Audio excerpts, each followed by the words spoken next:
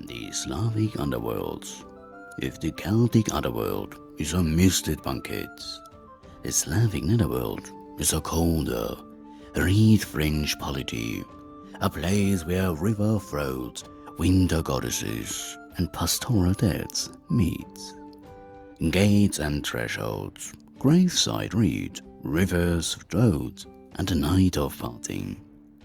The Slavic underrealm is not launched from a single cathedral door, but from a network of very particular little exits.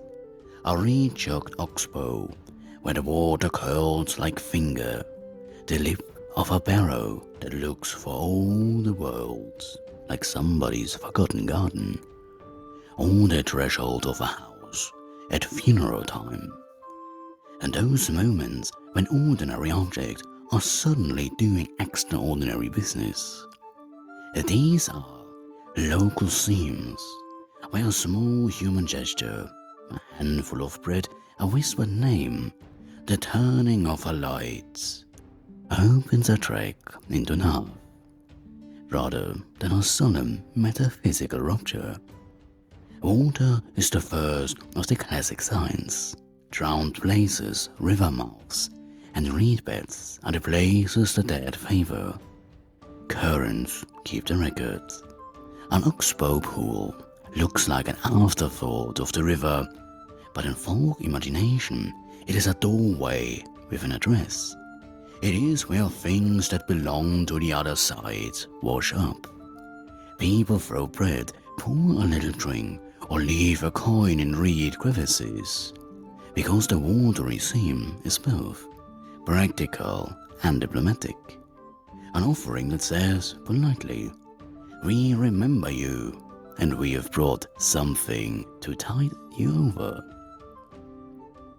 Barrows and unmarked graves act like fragile walls between kin. A burial mound is not merely an archaeological nuance. It is a living threshold, a raised point in the landscape that remembers names and expects attention. The mound's edge is a thin membrane. Step over it respectfully or near it carelessly, and you may find yourself with a complaint lodged by an ancestor who liked their privacy. The plain fact is, people treat certain mounds as addressable places.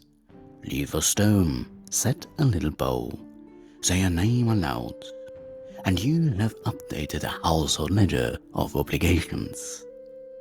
Household rites provide the seam in closer domestic ways. The funeral wake, the long night of lamentation, song and tea, is a negotiated doorway, the earth offering, the threshold kept open for a final passage, the leaving of food at a grave. These are not sentimental props, but practical technologies. A lit lamp, the turning of a chair, a pot of broth left under the eaves.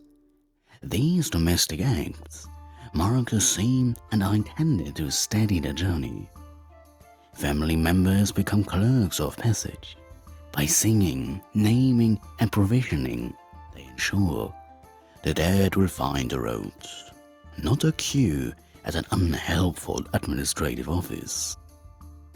Now, timing matters.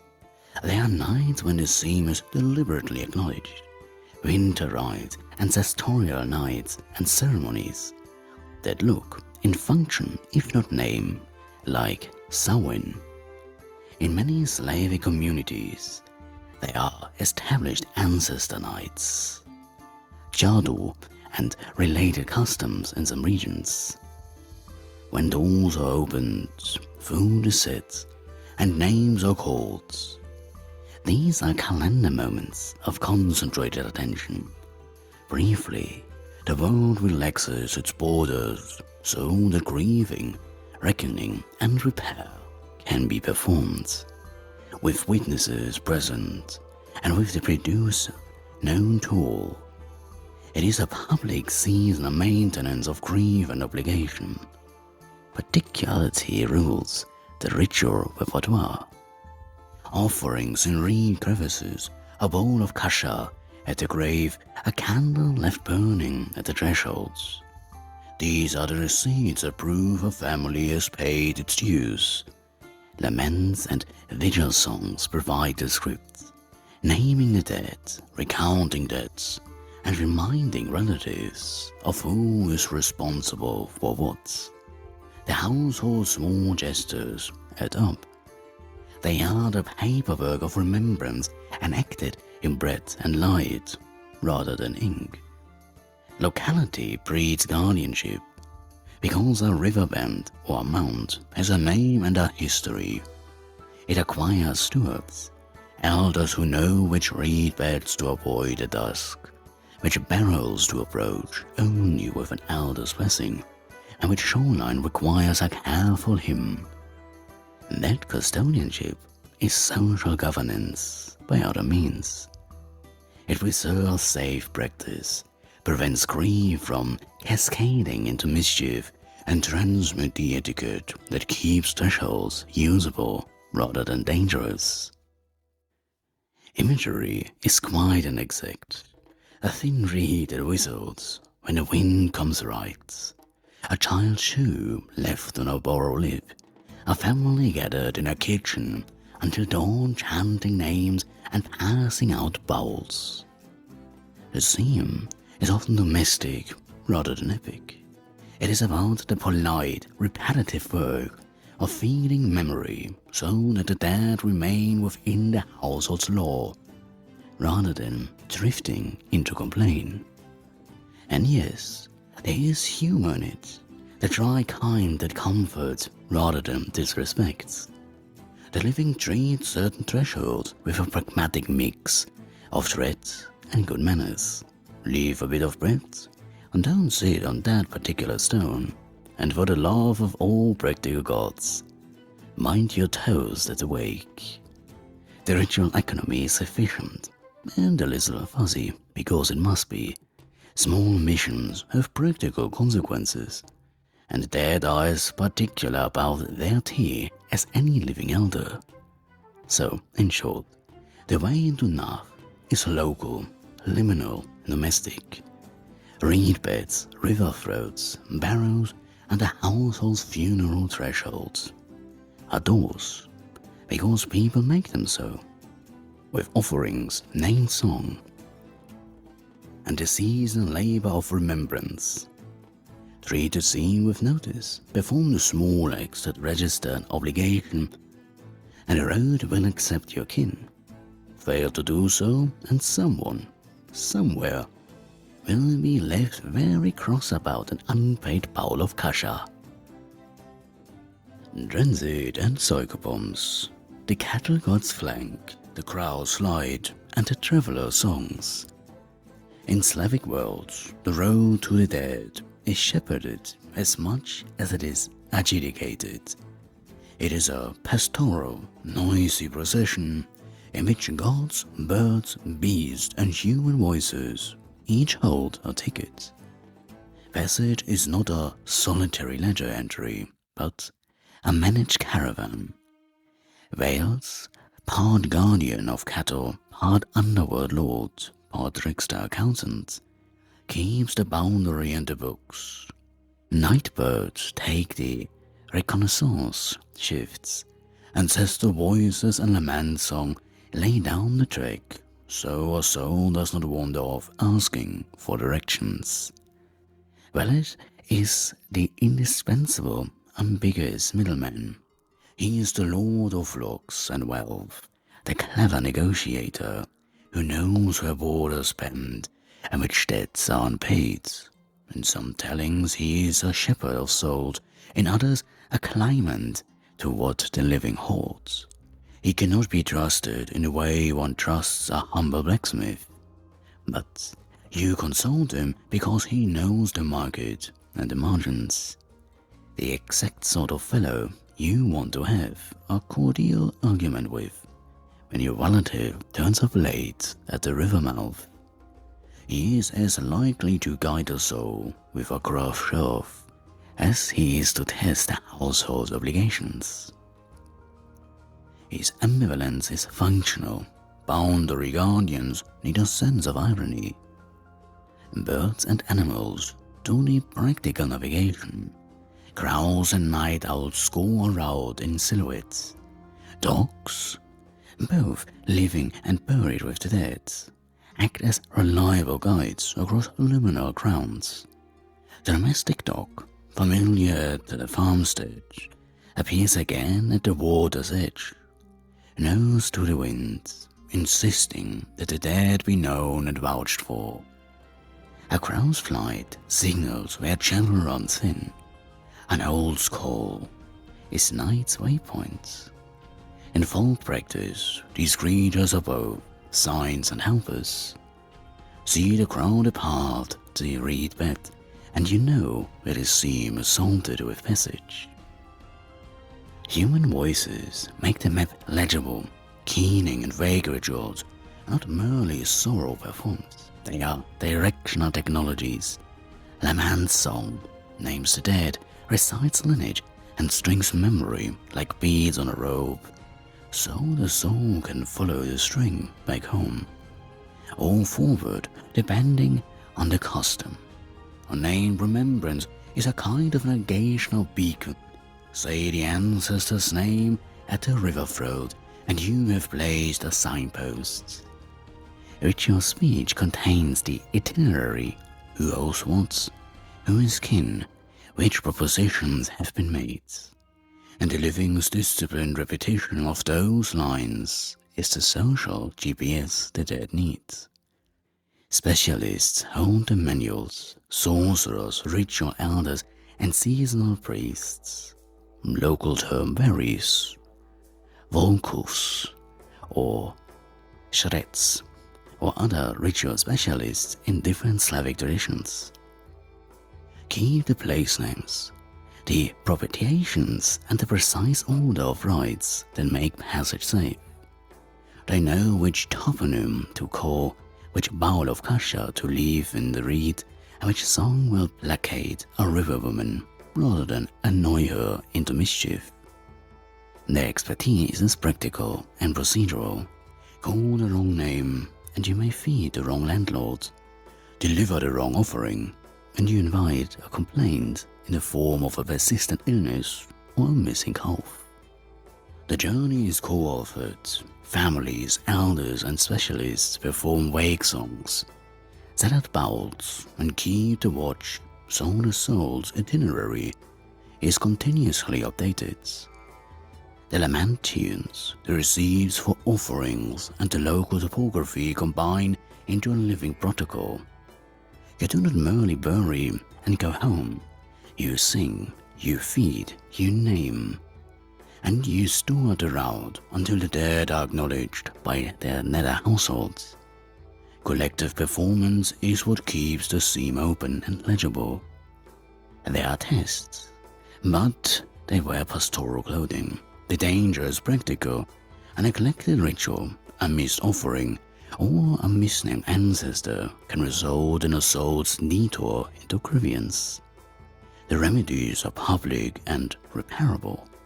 Additional offerings, renewed vigils, a specialist visitation, because the system values repair. Veles is likely to accept an account settled in good belly. The birds will realign their flight if the lament song is corrected. Magic here is bookkeeping made visible, and penalties show up as misfortune rather than metaphysical damnation. Imagery is modest and exact. A herder's cloak flapping as he calls the name of a lost child into the reeds. A crow dropping a feather at the lip of a pool, like a small, semaphore.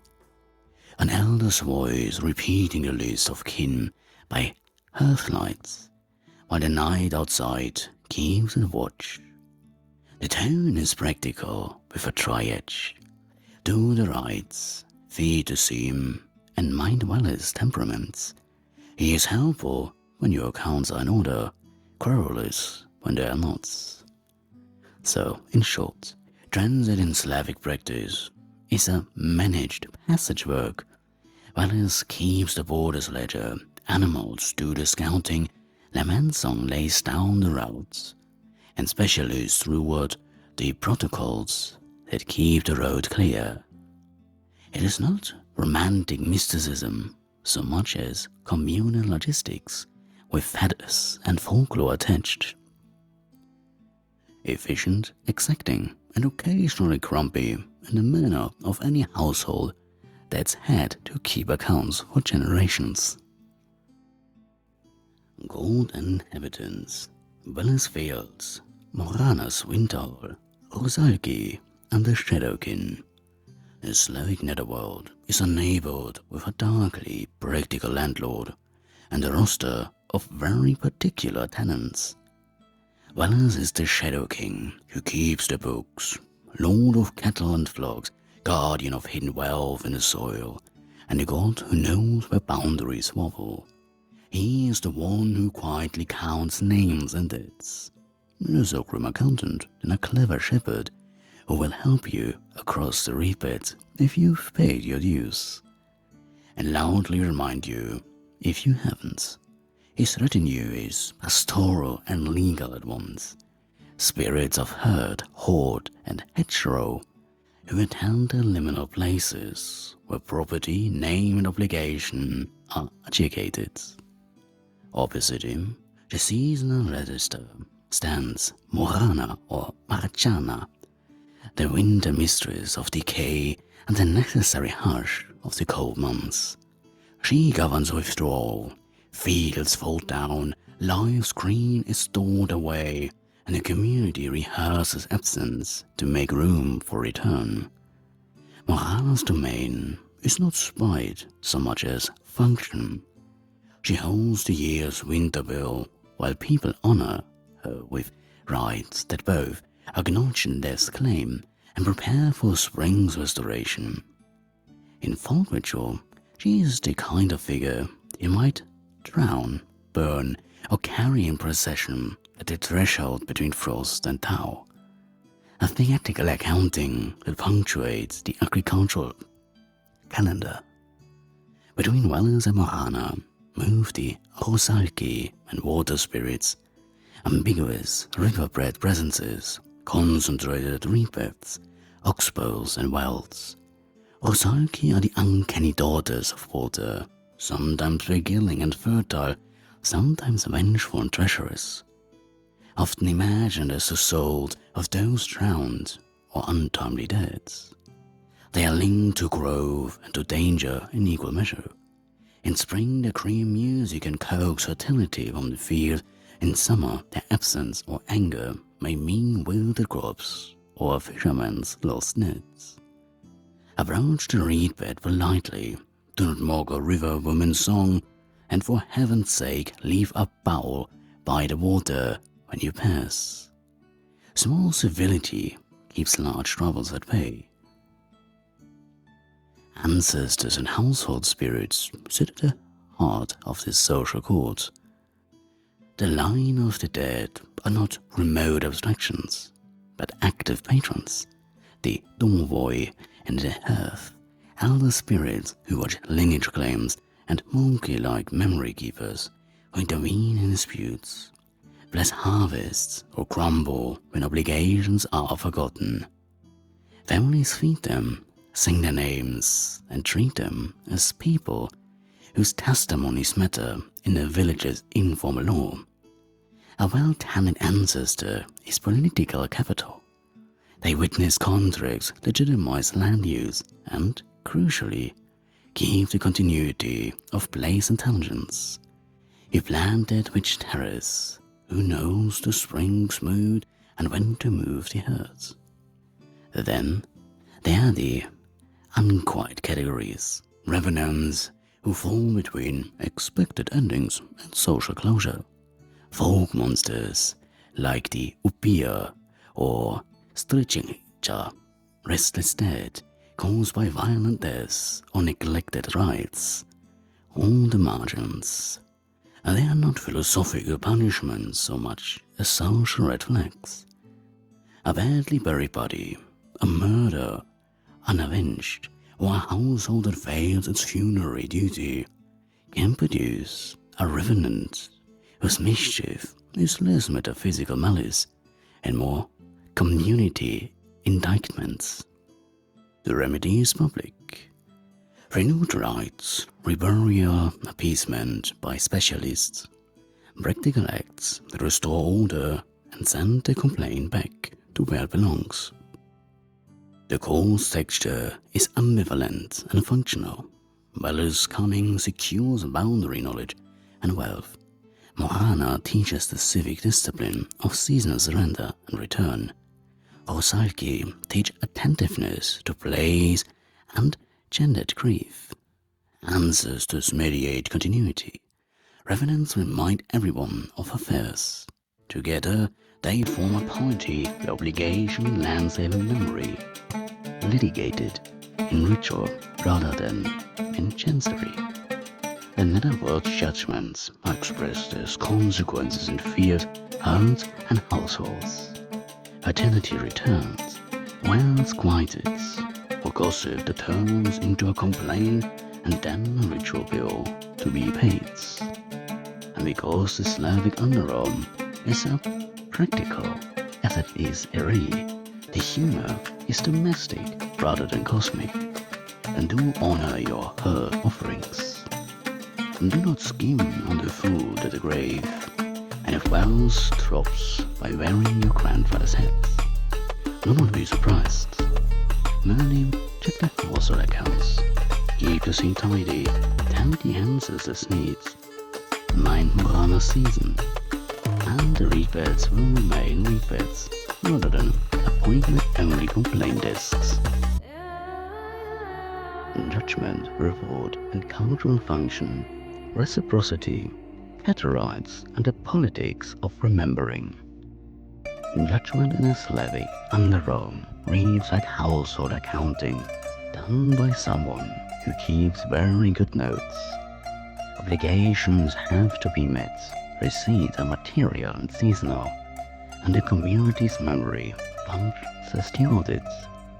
The dead standing is not decided by abstract verdicts, but by whether the living have kept the ledger. Overcode from the names of the remembrance feast. Where the books are balanced, ancestors return as protectors.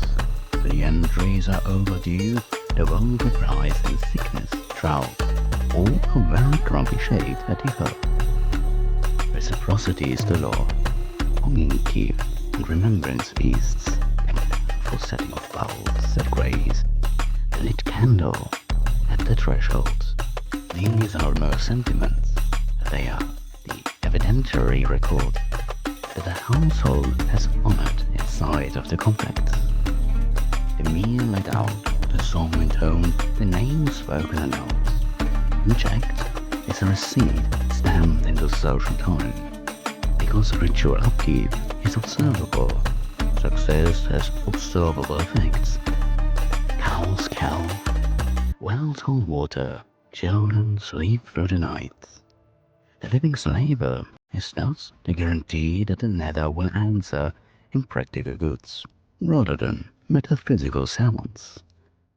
Wealth in the Slavic register is peculiarly pastoral. Veles organizes the afterlife economy in terms the village understands best. But hidden treasure, boundaries and claims, cattle rights, restitution, and the gift exchange are the grammar of obligation.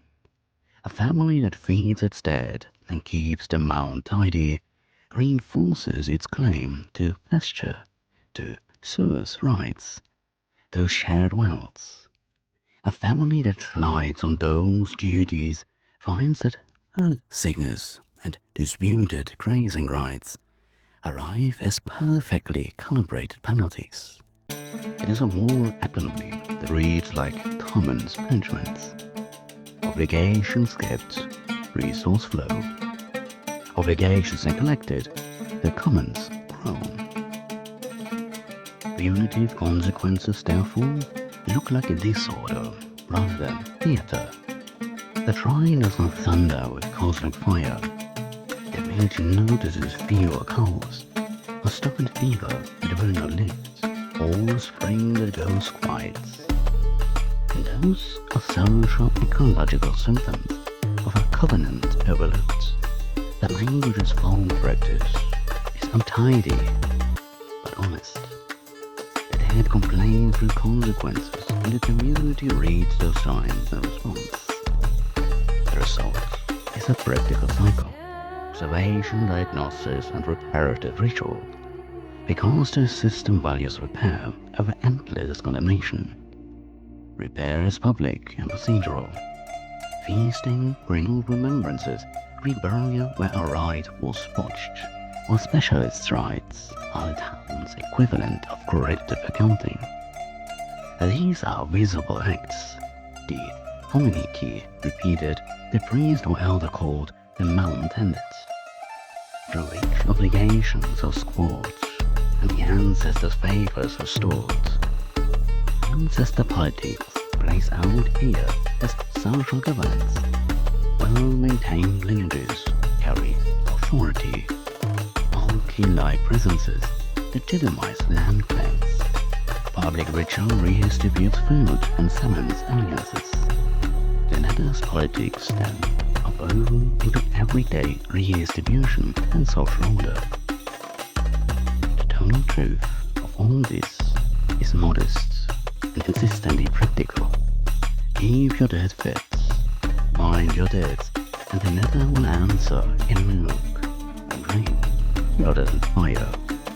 The Slavic moral economy prizes reciprocity over retribution, social maintenance over metaphysical pronouncement.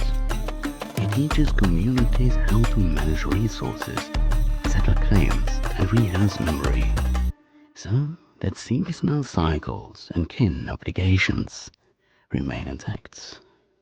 If you must remember one thing, in this system the gods and ancestors are less interested in theology than in who turned up with the right bow at the right time, and they remember loudly and precisely if you did not. So, the Slavic underworld is a reed-bed grammar of obligation. Speak the name, leave the bowl, mind the hurt, and you keep the border polite. Fail, and the river will cough off trouble, which is to say, the living will have to tidy what they refuse to remember.